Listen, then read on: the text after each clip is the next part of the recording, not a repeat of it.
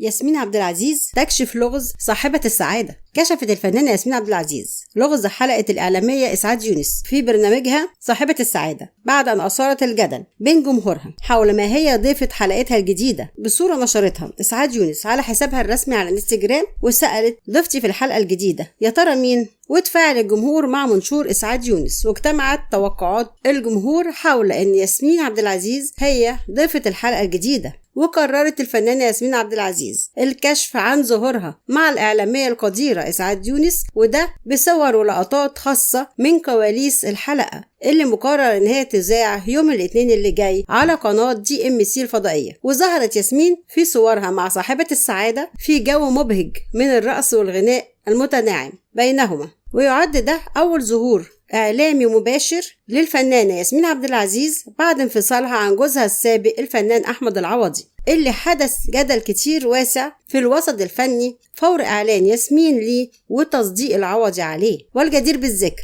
إن الإعلامية إسعاد يونس بتعتاد إثارة الجدل حول ضيوف حلقتها في برنامج صاحبة السعادة. ولحد هنا يكون الفيديو خلص، إلى اللقاء في فيديو جديد وخبر جديد.